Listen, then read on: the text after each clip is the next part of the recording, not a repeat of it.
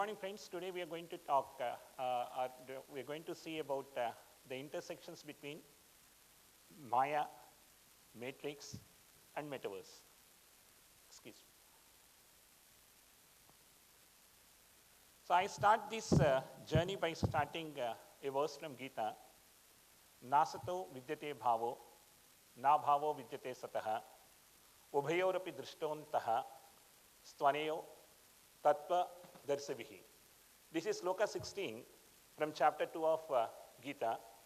It basically says that there is a distinction between what is real, what is unreal.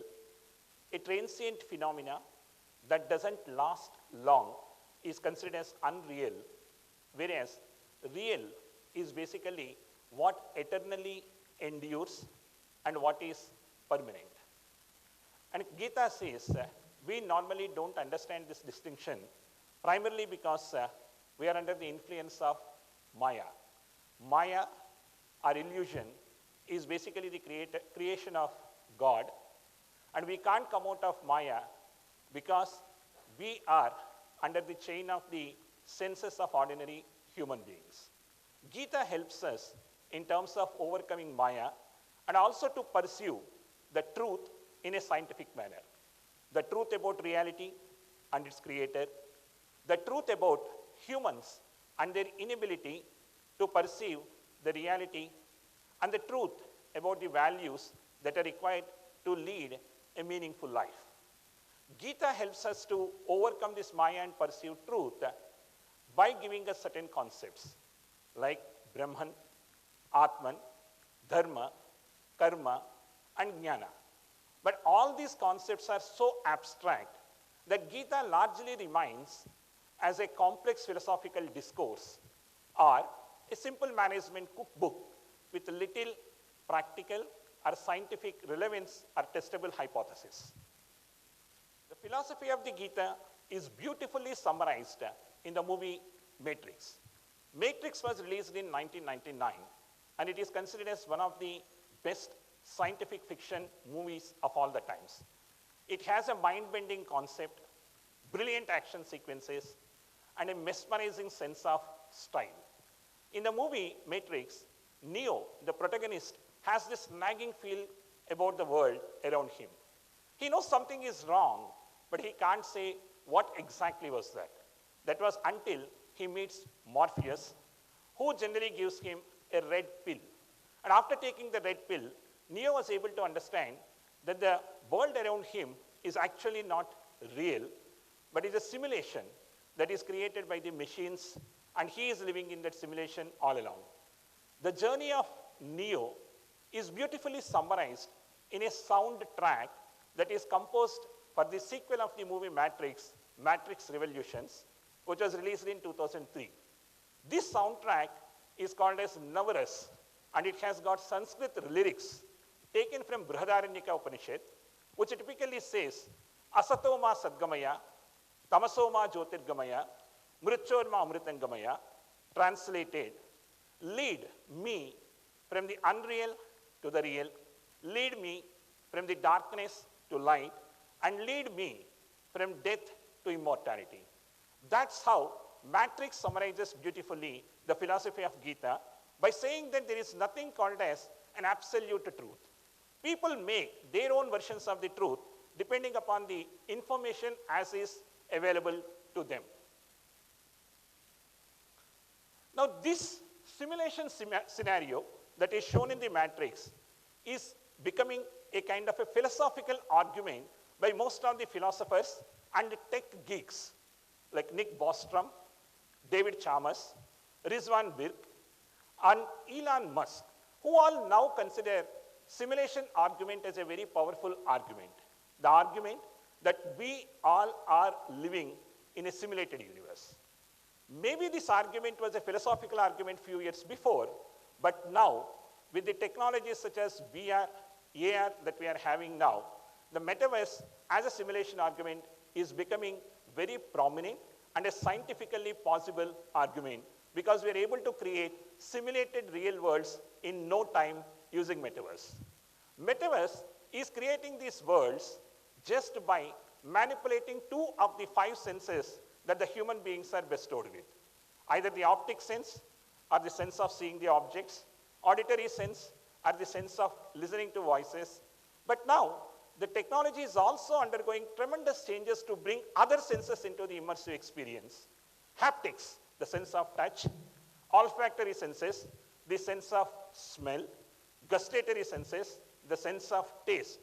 And the technology is able to immerse all these senses into a kind of an experience so that in the near future, when you enter into a virtual world, you don't really know the difference, and it is impossible for us to explain the difference between what is a real world and what is a virtual world.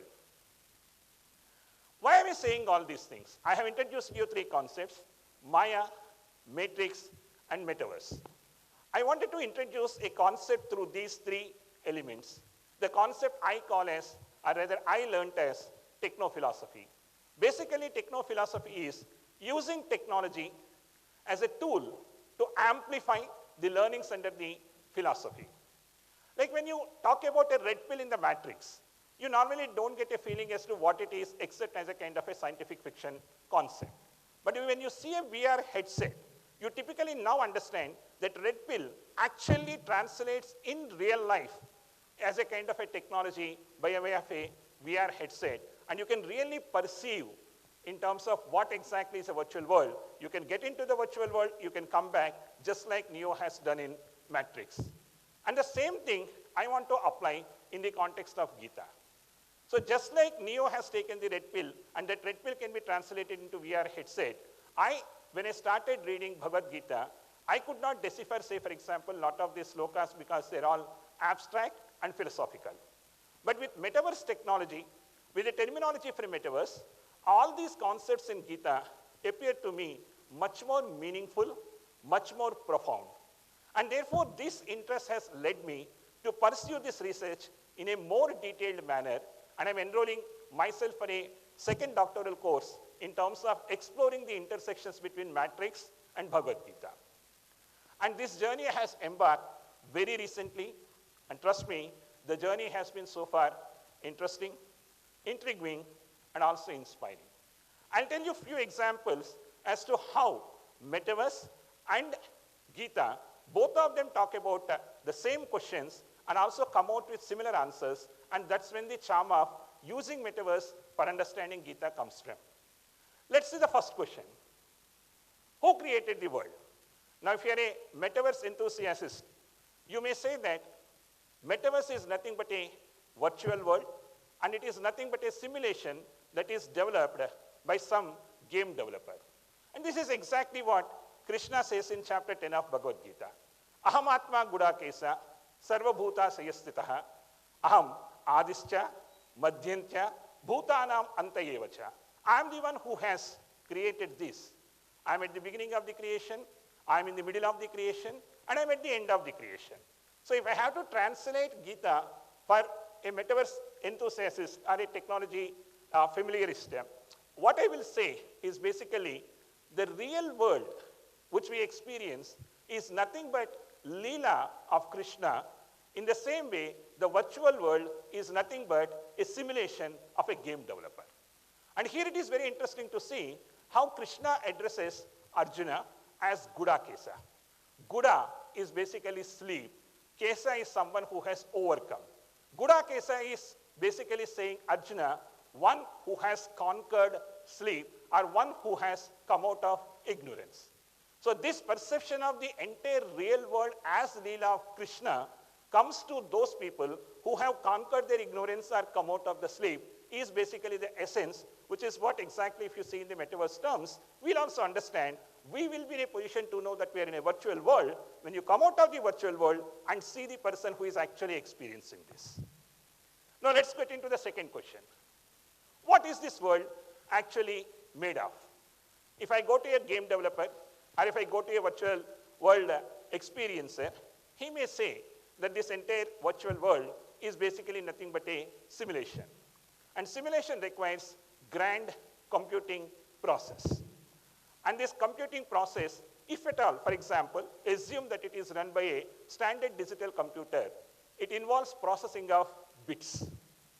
And these bits are nothing but zeros and ones, which are processed by the logical circuits, transferring or transforming these bits into pieces of information that appear on the screen to us.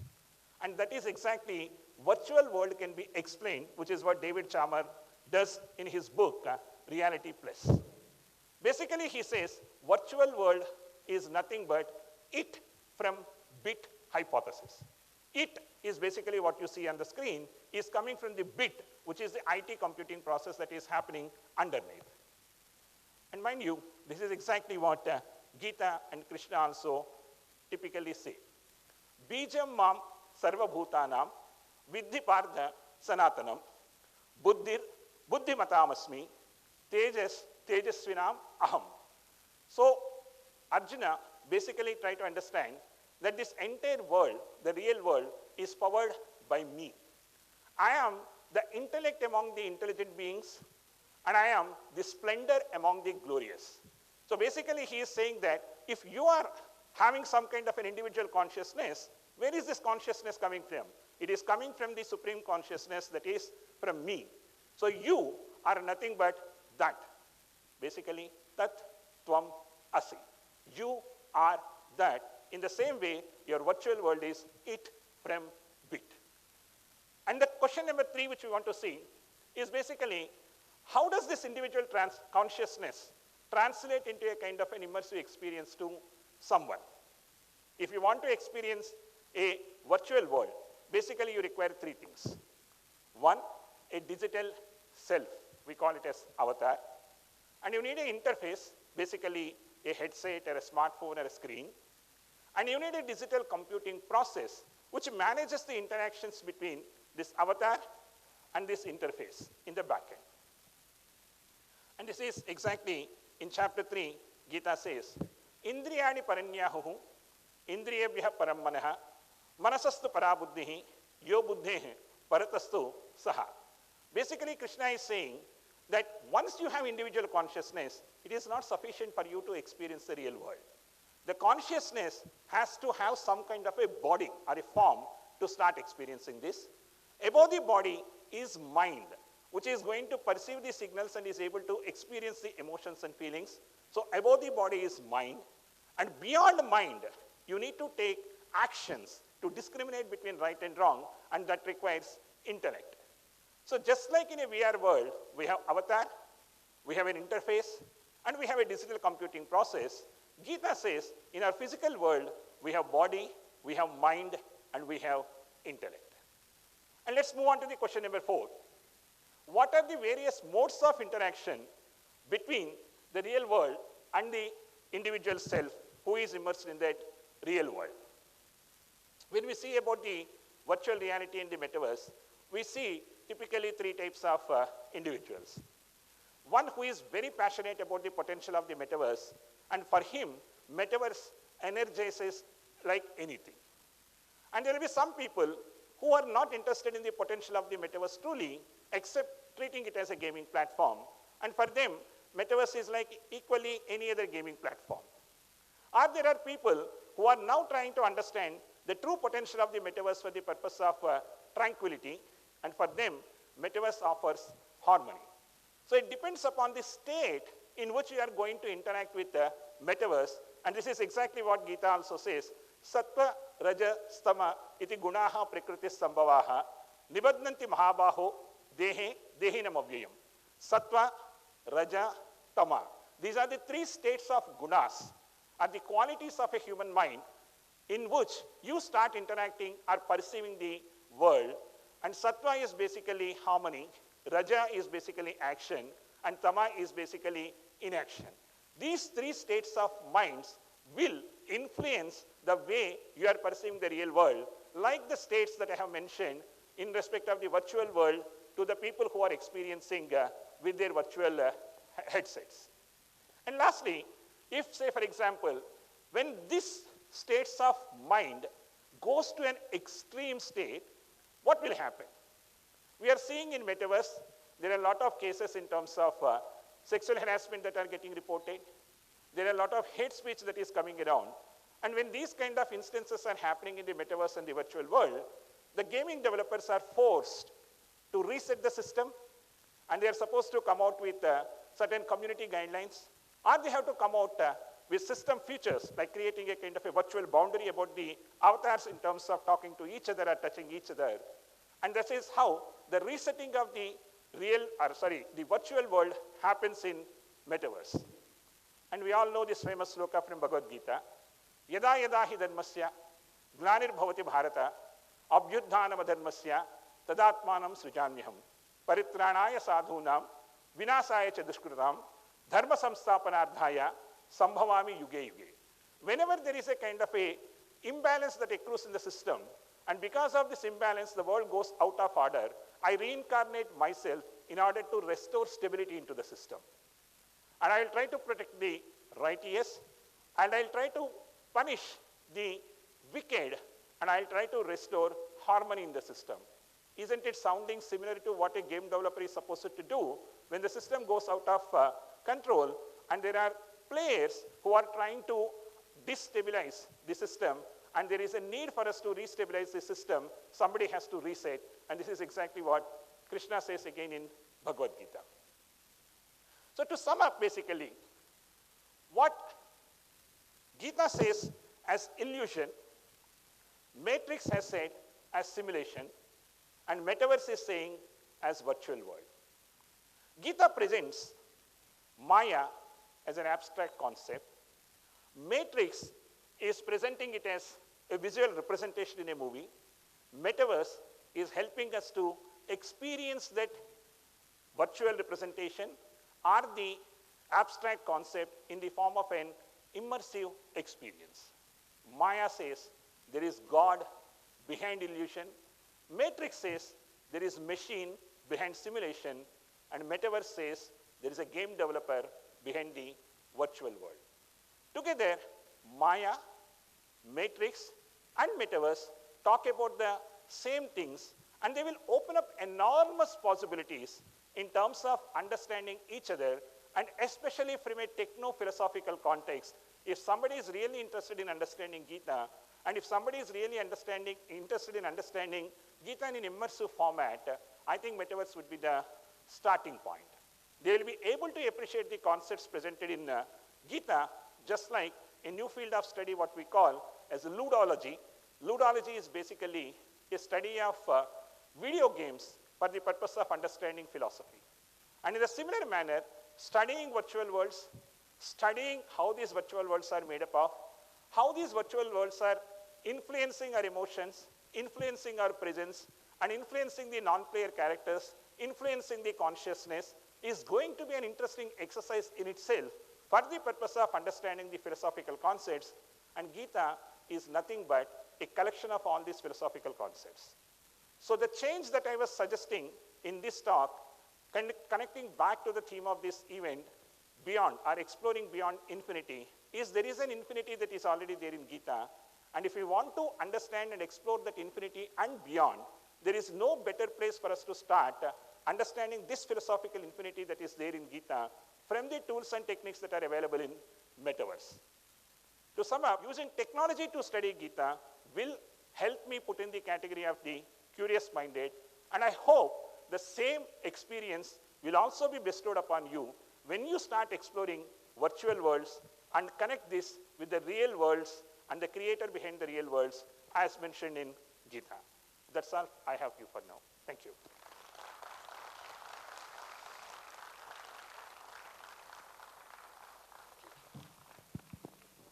Thank you so much, sir. That surely was very inspiring for our audience.